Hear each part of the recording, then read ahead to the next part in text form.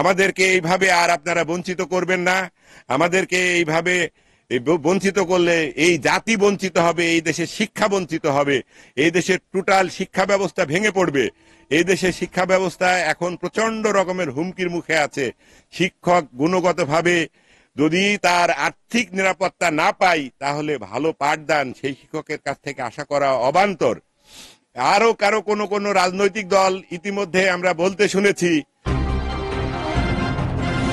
দাবি দেওয়া নিয়ে আন্দোলনে গিয়েছিলাম এবং ব্যাপকতর জনসমাগম হয়েছিল। প্রায় লক্ষাধিক বা 1.5 লক্ষ লোকের টিচারের সমাগম হয়েছিল প্রেস ক্লাবে।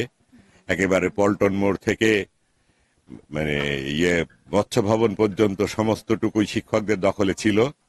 কিন্তু বর্তমান সরকারের যেভাবেই হোক না কেন, এই বর্তমান সরকার এমন অনৈতিক এবং অরাজনৈতিক এবং অশিষ্টাচার বহির্ভূত আচরণ করেছে শিক্ষকদের উপরে, যে আমরা ওখানে মূলত ছিলাম। আমাদের গত আগস্ট মাসের 12 তারিখে আমাদের একটি আন্দোলন হয়। সেই আন্দোলনে আমাদেরকে 20% বাড়ি ভাড়া এবং 1500 টাকা মেডিকেল দেওয়ার প্রতিশ্রুতি দেয় এবং সেটার জন্য একটা টাইম লাইন দেওয়া ছিল 10 তারিখ পর্যন্ত। এই অক্টোবরের 10 তারিখ পর্যন্ত আমাদের একটা টাইম লাইন দেওয়া ছিল, এর মধ্যে তারা একটা নোটিশ করবে, একটা প্রজ্ঞাপন জারি করবে আমাদের জন্য। কিন্তু দুঃখের বিষয় হলো যে তারা এই সময়ের মধ্যে আমাদের জন্য প্রজ্ঞাপন জারি করেনি।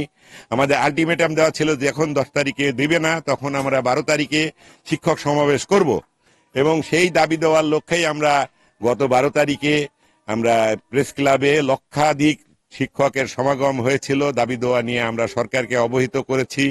আমরা রাস্তায় শান্তিপূর্ণ অবস্থান করছিলাম। এমন সময় সরকারের লেলিয়ে দেওয়া বাহিনী, পুলিশ বাহিনী আমাদের উপর লাঠিচার্জ, টিয়ার সেল, সাউন্ড গ্রেনেড, জল কামান, এমন কোনো আচরণ নেই যা আমাদের সঙ্গে করা হয়নি। সমস্ত রকমের অসহযোগিতা এবং সমস্ত প্রকারের নির্যাতন আমাদের উপর করা হয়েছে।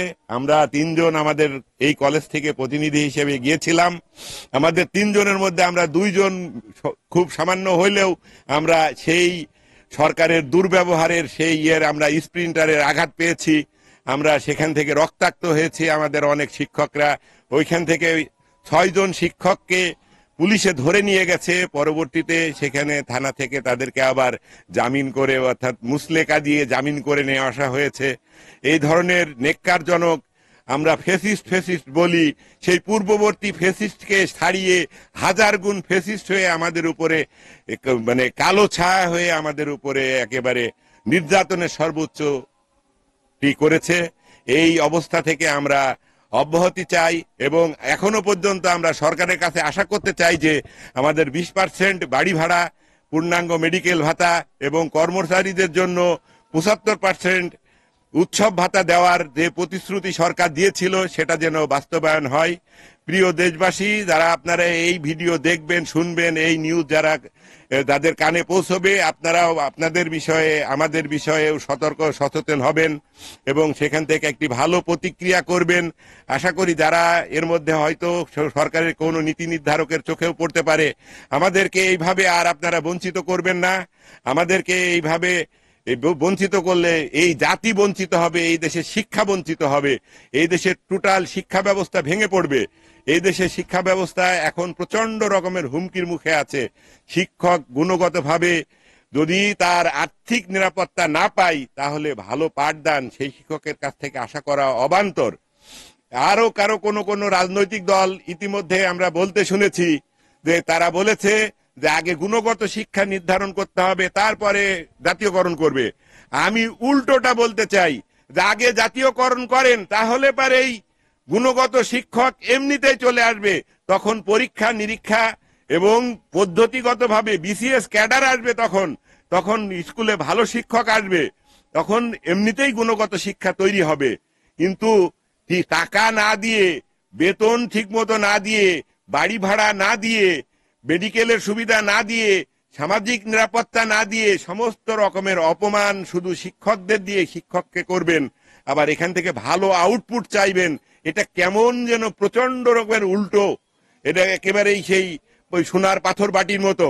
এটা সম্ভব নয়।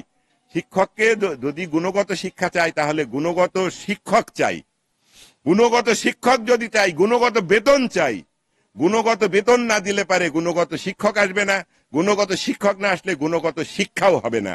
অতএব আমার বক্তব্য আমি এখানেই শেষ করতে চাচ্ছি। আপনারা যারা দেখবেন তারা যেন এর মানে বিবেচিত এবং বিবেক এর মতো সুন্দর আমাদের এই দাবি যেন বাস্তবায়ন হয়।